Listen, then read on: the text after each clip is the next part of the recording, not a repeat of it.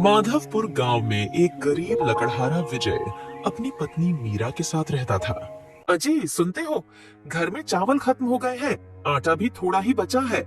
थोड़ी लकड़ियां बेच कर आओ तो खाने का इंतजाम हो जाएगा। मीरा, लकड़ियां काट कर तो मैंने रखी, लेकिन खरीदने वाला कोई नहीं। गांव वाले कहते हैं मुझसे खरीदने से अच्छा है वे खुद जंगल से ले आए। अब तो कोई और काम ही सोचना पड़ेगा। लेकिन हमारे पूर्वजों से हम यही काम करते आए हैं, आप कहाँ से नया काम ढूंढेंगे? मैंने थोड़ा धन जमा करके रखा था।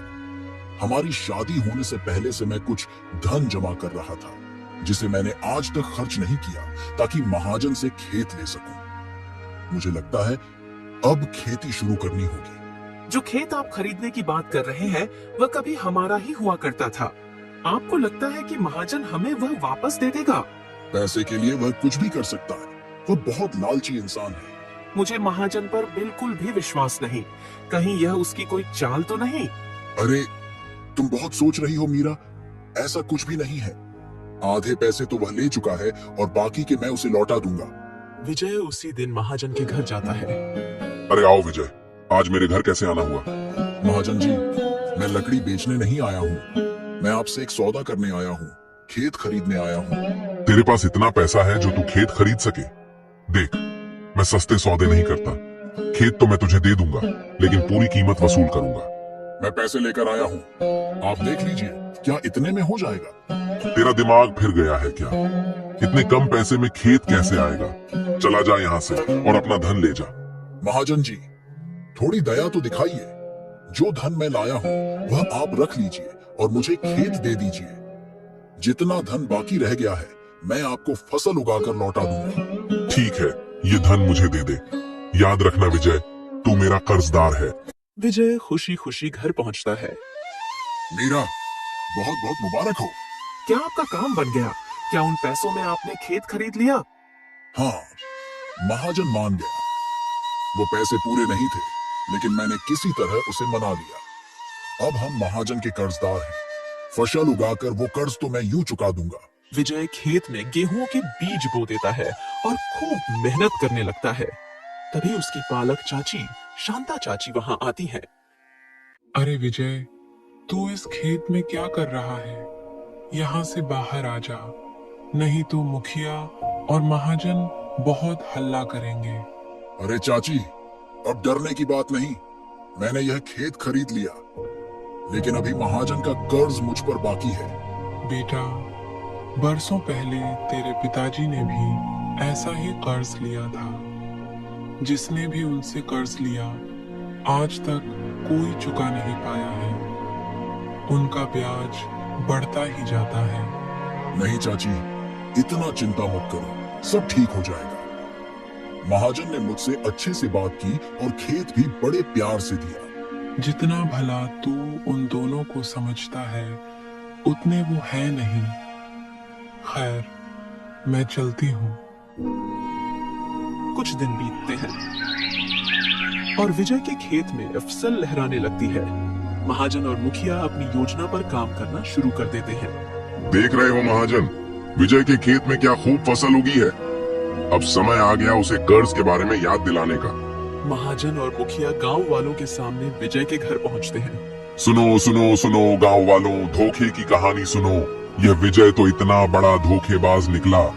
महाजन जी, आप ये कैसी बातें कर रहे हैं? मैंने पैसे दिए हैं और बाकी के पैसे देने वाला हूँ। कितना झूठा इंसान है तू। कोई गवाह है तेरे पास? तूने पैसे दिए नहीं, इतना सारा कर्ज लेकर मेरे ही खेत पर फसल बो रहा है। महाजन जी, आप क्या कहानी बना रहे हैं? मैंने तो आपको खेत के पैसे दिए थे। गांव वालों, इसे खूब मारो। नहीं नहीं, मेरे पति को छोड़ दो। तुम अपना खेत रख लो और हम तुम्हारा कर्ज भी लौटा देंगे। ठीक है, तुम्हें मौका देते हैं। तुम मेरे और मुखिया के घर नौकरानी बनोगी, तभी तुम्हारा कर्ज उतरेगा। हाँ, मुझे सब मंजूर है, पर मेरे पति पर कोई अत्याचार मत करो। महाजन और मुखिया वहां से चले जाते हैं। मीरा, आज मेरी वजह से तुम्हारी इतनी बेइज्जती हो। आपकी इसमें कोई गलती नहीं। मैंने आपको पहले भी कहा था ना कि महाजन और मुखिया भरोसे के लायक नहीं है। हे भगवान, आखिरकार मैंने ये सब पहले क्यों नहीं सोचा। आज रात जब मीरा सो जाएगी, मैं प्रेत कुएं के पास जाऊंगा। जिस कुएं में मेरे पिताजी की जान गई थी, मैं भी अपनी जान दे दूंगा। मेरे मरने के बाद सब ठीक हो जाएगा। रात होती है। विजय प्रेत कुएं की तरफ चला जाता है। पिताजी, मैं आपके साथ तो नहीं रह पाया, लेकिन अब हमारी मृत्यु एक ही जगह पर होगी। कुएं, आज मुझे भी खा ले। मैं थक गया हूँ। तुम्हें किसने कहा मैं इंसानों को खाता हूँ? तुम कौन हो? तुमने मेरे पिताजी को भी मार डाला। बेटा विजय, मैं तुम्हारा पिता हूँ। ये कैसे हो सकता है? तुम तो एक परिंदे हो। जानने के लिए तुम्हें मेरी कहानी सुननी होगी। महाजन ने तुम्हारी माँ को जहर दिया था ताकि मैं अकेला हो जाऊं। उसके बाद मुखिया और महाजन ने मेरी जमीन हड़प ली और फिर मुझे मारकर इस कुएं में फेंक दिया। यह सब मुखिया के बेटे ने देख लिया था। जब उसने गांव वालों को सच बताने की कोशिश की तो मुखिया ने अपने ही बेटे को भी मारकर इसी कुएं में फेंक दिया। मैं एक परिंदा बन गया और मदद की गुहार लगाता रहा, लेकिन उन दोनों ने सबको झूठ कहा कि मैं कुएं का भूत हूं और जान लेता हूं। जान लेने वाले वो दोनों खूनी हैं। मैं अपना बदला लेना चाहता हूं। तुम मुझे मुक्ति दिलाओ। पिताजी, मैं आपकी मदद करूंगा। मैं तुम्हें यहाँ सोना चांदी दे रहा हूँ। गांव में यह बात फैला दो कि कुएं का भूत धनी बनाता है। बस यह बात महाजन और मुखिया तक पहुंच जाए। उनका लालच उन्हें यहाँ खींच लाएगा। विजय पूरे गांव में बात फैला देता है और रात होते ही महाजन और मुखिया कुएं के पास जाते हैं। गांव वाले भी विजय के कहने पर कुएं के पास इकट्ठा हो जाते हैं। कुएं, अपना सवाल पूछ और धनवान बना। सालों पहले एक लकड़हारे को तुमने यहाँ मारकर फेंका था, क्यों? अरे, तुमसे क्या छुपाना है? यह बात सच है।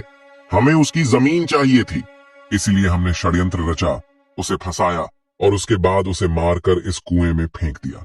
सुन लो गांव वालों, दो खूनी आज अपना गुनाह कबूल कर रहे हैं। इतना ही नहीं, मुखिया ने अपने बेटे को भी नहीं छोड़ा। गांव वालों, इस कुएं में कोई भूत नहीं, मुझे मारकर फेंका गया था। अब इन दोनों को मुझे सजा देनी होगी। इन्हें इसी कुएं में धकेल दिया जाए, लेकिन उससे पहले इस कुएं के आसपास की जमीन तुम लोग जब खोदोगे तो यहाँ तुम्हें भर भर कर सोना मिलेगा। परिंदा महाजन और मुखिया को कुएं की तरफ खींचता है और कुएं में गिरा देता है। गांव वाले कुएं के पास की जमीन खोदते हैं और सबको खूब धन मिलता है। गांव वाले विजय को गांव का मुखिया बना देते हैं। इस तरह विजय ने अपने पिता को मुक्ति दिलाई और गांव में सुख समृद्धि आई।